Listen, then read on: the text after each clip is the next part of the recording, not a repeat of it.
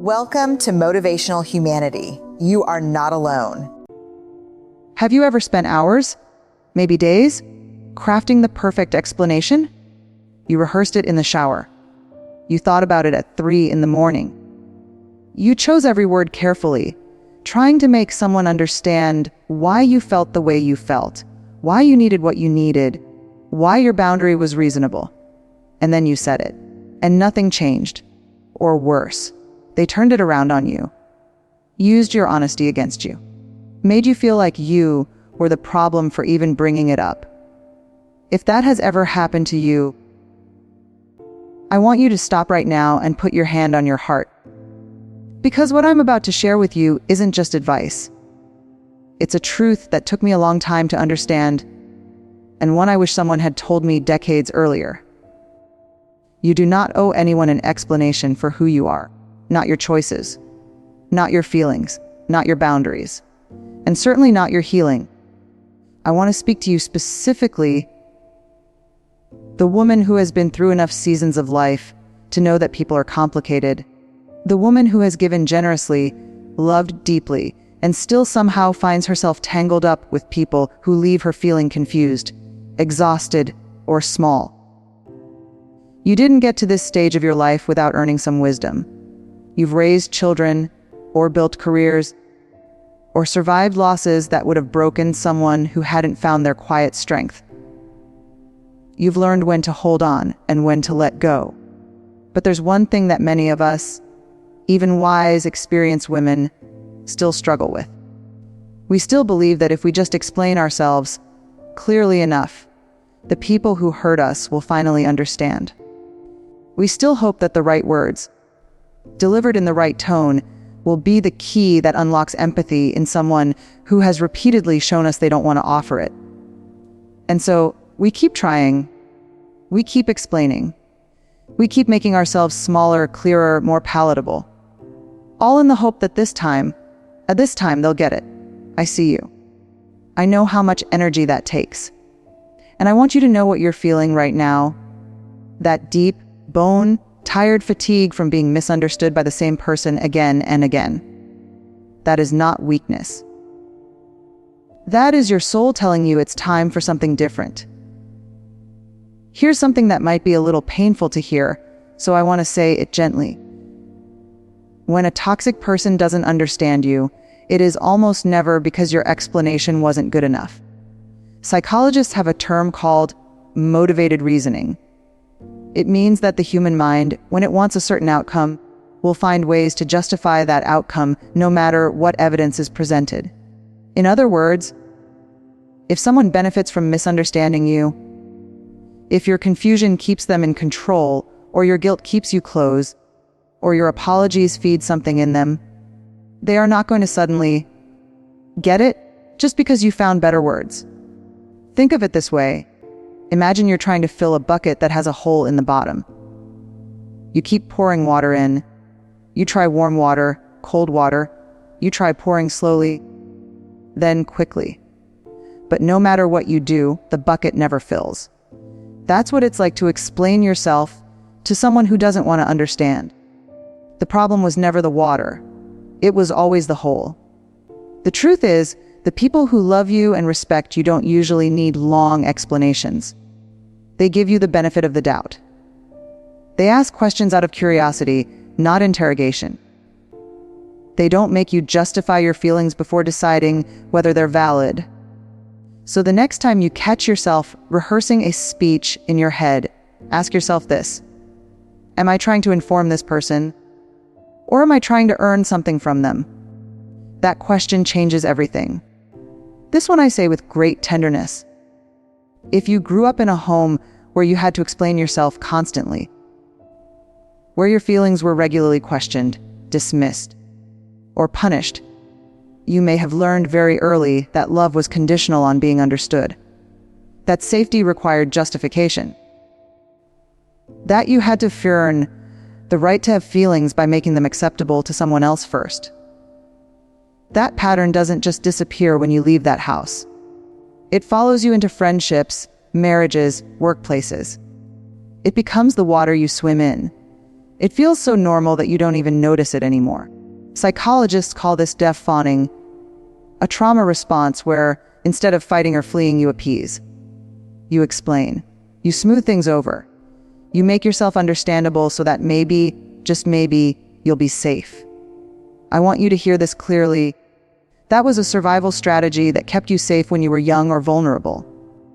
It was intelligent. It was adaptive. But you are not in that place anymore. You are a woman with decades of lived experience. You are not a child who needs to justify her tears. You are not an employee who needs to justify her discomfort. You are not a wife, a mother, a friend who needs to shrink herself until she fits into someone else's comfort zone. You are allowed to have feelings that don't come with a receipt. The moment you stop over-explaining, you may feel a rush of anxiety. That's normal. Your nervous system is used to doing this. But underneath that anxiety, if you sit with it long enough, you'll find something unexpected. You'll find relief. There's a powerful difference between staying quiet because you're afraid and staying quiet because you've decided someone isn't worth the conversation. One is powerlessness. The other is wisdom. Think about a woman named Margaret, not a real person, but perhaps someone you recognize. She had a sister-in-law who had criticized her choices for 30 years. Her parenting, her weight, her career decisions, her spirituality. Margaret spent 30 of those years trying to explain herself, defend herself, and help this woman understand her better. One afternoon, after a particularly painful holiday gathering, Margaret sat in her car in the parking lot and thought, what would happen if I just stopped? Not stopped loving her family, not stopped showing up, but stopped engaging with the criticism, stopped explaining, stopped treating every jab as an invitation to a debate she had never once won. So she tried it. The next time her sister-in-law made a comment, Margaret looked at her calmly and said simply, and moved on. The sister-in-law looked almost confused. She'd expected the usual dance, the defense, the explanation, the visible wound. When it didn't come, she had nothing to work with. That is what happens when you stop explaining yourself to someone who uses your explanations against you. You stop handing them the weapons. Silence, calm, clear, deliberate silence is not passive. It is one of the most powerful statements a person can make. It says, I know who I am, and I no longer need your agreement to believe it. This is the hardest lesson, and I think, for many of you, it may be the one that has cost you the most. We believe, somewhere deep down, that if we just make a compelling enough case for our own worth, if we present the evidence clearly, if we stay calm and articulate, the person in front of us will eventually say, you're right, I see you. I'm sorry, but respect doesn't work like that. Respect is not a conclusion someone reaches after reviewing your argument. It is a value they either hold or they don't, and no amount of explaining will plant it in someone who hasn't chosen to grow it.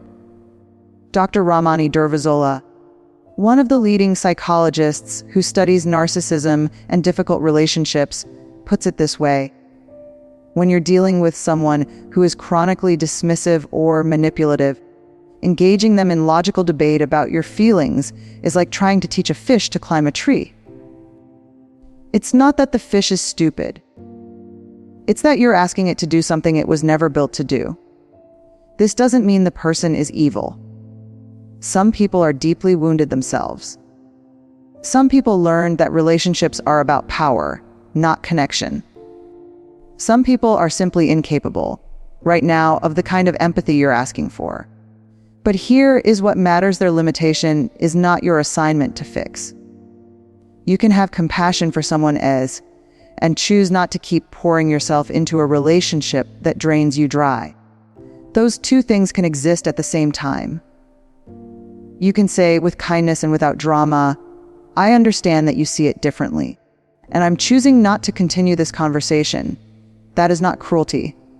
That is self-respect in action. Here is what nobody tells you about the moment you stop trying to justify yourself to people who don't deserve the explanation. Something opens up. The mental space you used to spend rehearsing arguments, it becomes available for something else. For dreams you've put on hold.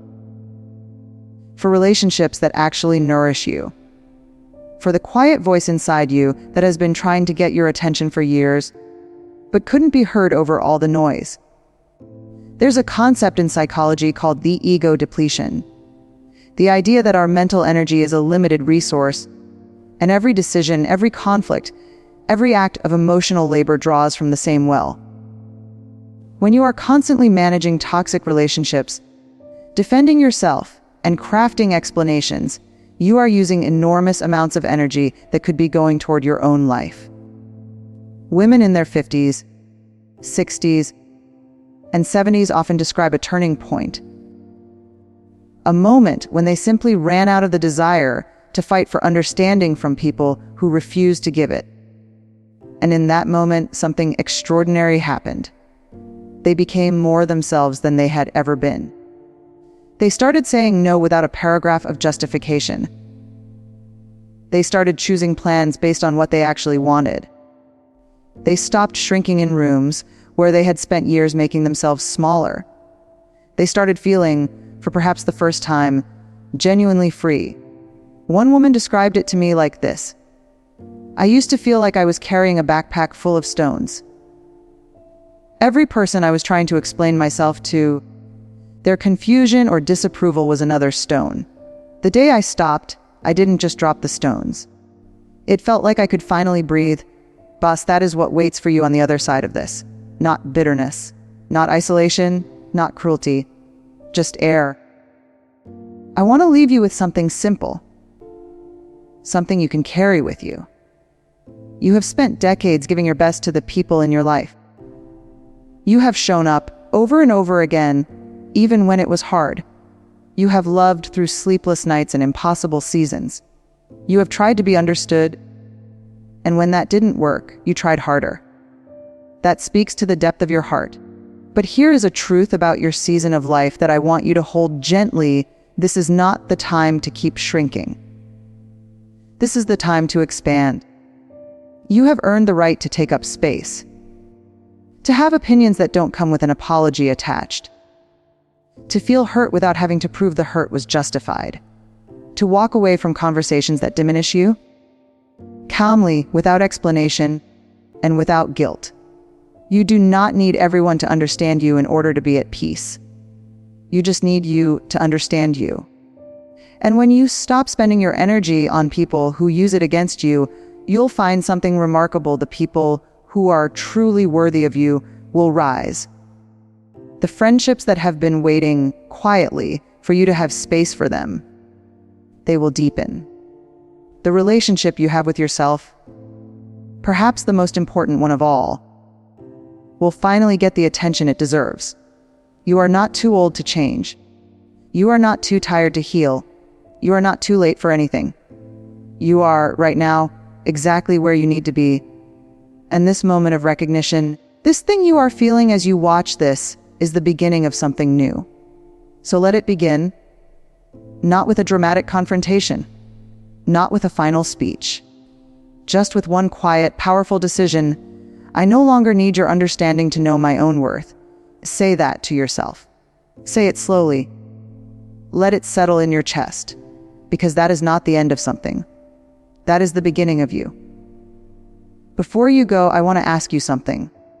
If something in this video resonated with you, if you felt seen or understood, or if something clicked into place that you've been trying to figure out for a while, will you do something for me?